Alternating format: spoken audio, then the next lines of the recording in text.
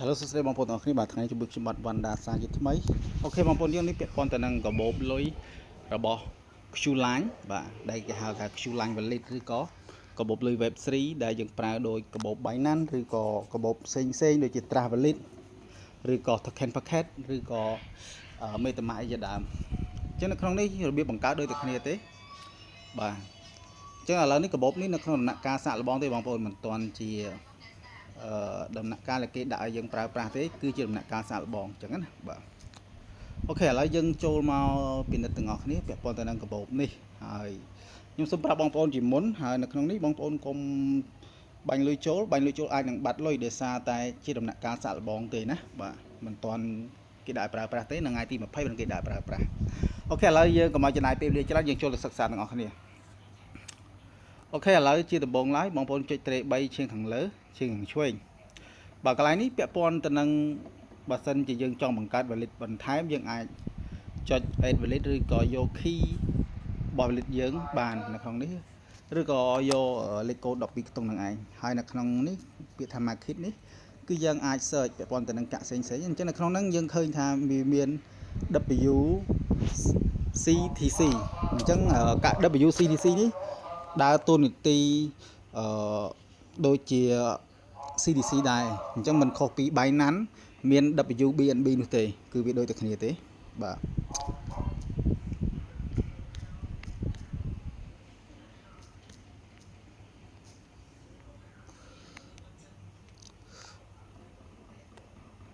អូខេបងប្អូនឃើញអត់គឺ Binance វាមាន WBNB ហើយសម្រាប់ ETH ក៏វាមាន WETH ដែរអញ្ចឹងណាបាទអូខេអញ្ចឹងចំណុចត្រង់ហ្នឹងបងប្អូនសង្ឃឹមថាបងប្អូននឹងយល់ទាំងអស់គ្នាអូខេយើងចូលមកកន្លែង swap កន្លែង swap នេះគឺល្អខ្លាំងមែនទែនអញ្ចឹងក្នុងនេះបើទៅមុខទៅបើគេដាក់ប្រើការបានគឺបងប្អូនគ្រាន់តែចុចកន្លែង wallet បងប្អូនចុច connect បាទចុច add វាមកអូខេបន្តមកទៀតគឺបងប្អូនអាចដូរកាក់នេះទៅជាបាទ USDT បានតែ network របស់CDC នឹងឯងអញ្ចឹងនៅក្នុងនេះមានន័យថាកាក់របស់ CDC គេបានបង្កើតនៅនេះពាក់ព័ន្ធទៅនឹងកាក់ Q Line នៅទី2នេះបាទគេអត់ទាន់បន្ថែម logo នៅហ្នឹងទេហើយនេះគឺជា TETH អញ្ចឹងមានន័យថាវាគឺជាកាក់ ETH ក៏ប៉ុន្តែប្រើ chain របស់ CTC chain ហ្នឹងឯងហើយ TWC បាទ USDC នេះបាទប៉ុន្តែនេះគេដាក់ថា TUSDC អញ្ចឹងមានន័យថាវាក៏ជាកាក់លុយដុល្លារ USDC ដែរក៏ប៉ុន្តែវាប្រើ network របស់ CTC chain ហ្នឹងឯងហើយខាងក្រោមផុតគឺ WCTC ដែលខ្ញុំប្រាប់បងប្អូនមុនហ្នឹងបាទគឺវាដើរតួនាទីសម្រាប់ភាគច្រើនកាក់នេះគេប្រើវាសម្រាប់តម្កល់នៅក្នុងpool បងប្អូនក្នុង pool សម្រាប់ការជួញដូរនៅលើ Web3 ឲ្យវាបានលឿននិង smooth អញ្ចឹងណាអូខេបាទអញ្ចឹងនៅក្នុងនេះកន្លែងនេះកន្លែង pool អញ្ចឹងមានន័យថាកន្លែងនេះទៅមុខទៅយើងអាចដាក់ stack បាន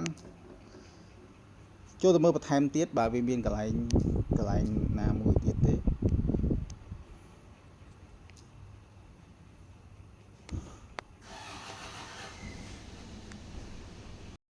អូខេហ្នឹងហើយបងប្អូននេះនៅកន្លែងនេះកន្លែងbreak នេះអូខេអញ្ចឹងកន្លែងនេះកន្លែងដែលយើងអាចលក់កាក់ពី chain មួយទៅ chain មួយបានមានន័យថាបងប្អូនមានកាក់ ETH ទេប៉ុន្តែបងប្អូនចង់លក់វាទៅជាកាក់ CDC chain អញ្ចឹងណាឥឡូវឧទាហរណ៍ថាខ្ញុំមានបាទ USD បាទ USDT ចំនួន$100អញ្ចឹងពេលដែលខ្ញុំដូរមកគេនឹងកាត់ថ្លៃ fee ចំនួន$3អញ្ចឹងខ្ញុំទទួលបាន$97អញ្ចឹងណានេះបងប្អូនឃើញ$100អញ្ចឹងពេលដែលខ្ញុំដាក់ចូលមកគេនឹងគិតទៅជា TUSDT អញ្ចឹងមានន័យថា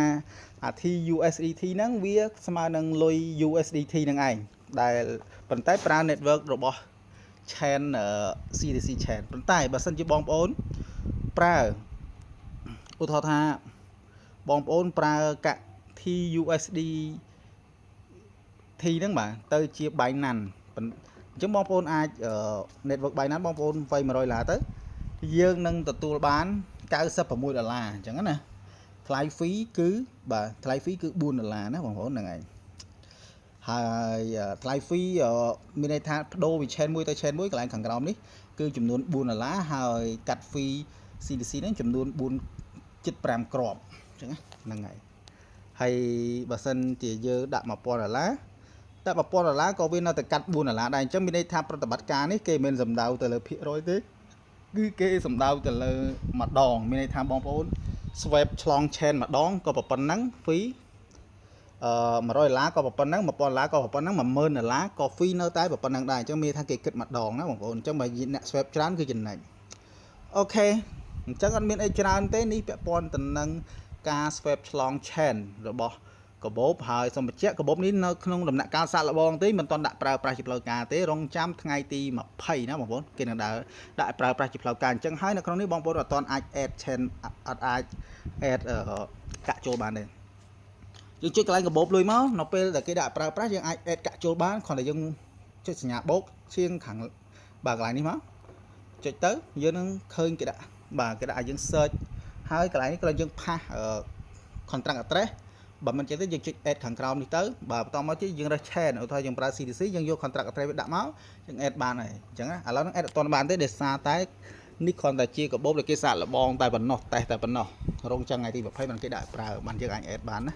អូខេអរគុណច្រើនអញ្ចឹងអត់មានអីច្រើនទេហើយខ្ញុំសង្ឃឹមថាបងប្អូននឹងយល់ហើយដូចខ្ញុំបានបញ្ជាក់ប្រាប់បងប្អូនអញ្ចឹងពាក់ព័ន្ធទៅនឹង Q line នេះវាគឺជាកាបូបតំណាង chain ឬក៏សំទោស Q line នេះគឺជាកាក់តំណាង chain ឬក៏កាក់តំណាងកាបូបរបស់ CDC នឹងឯងឧទាហរណ៍ដូចជា Binance បាទ Binance Binance chain ហ្នឹងបាទ BNB chain ហ្នឹងគឺ BIP20 ហ្នឹងគឺវាមានកាក់តំណាងកាបូបរបស់វាឈ្មោះថា TWT នឹងឯងគឺកាក់ Trust Wallet អញ្ចឹងណាឬក៏កាក់ផ្សេងទៀតគេមានកាបូបតំណាង chain របស់គេរៀងខ្លួនអញ្ចឹងណាហើយសម្រាប់ CDC ក៏ដូចគ្នាដែរគឺគេមានកាក់តំណាង chain របស់គេ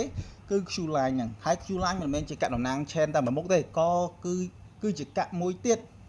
បាទទូនាទីរបស់វាគឺមានន័យថាវាគឺជាកាក់តំណាងក្រុមហ៊ុន Q line មួយទៀតអញ្ចឹងបាទមានថា Q line នេះវាដើរតួនាទី2តំណាង chain ផងតំណាងក្រុមហ៊ុន Q line ផងបាទ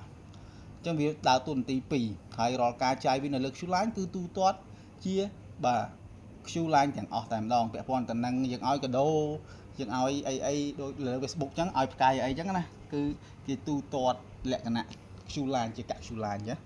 អូខេអរគុណច្រើនសង្ឃឹមថាបងប្អូនយើងនឹងយល់ហើយមើលវីដេអូនេះដល់ចប់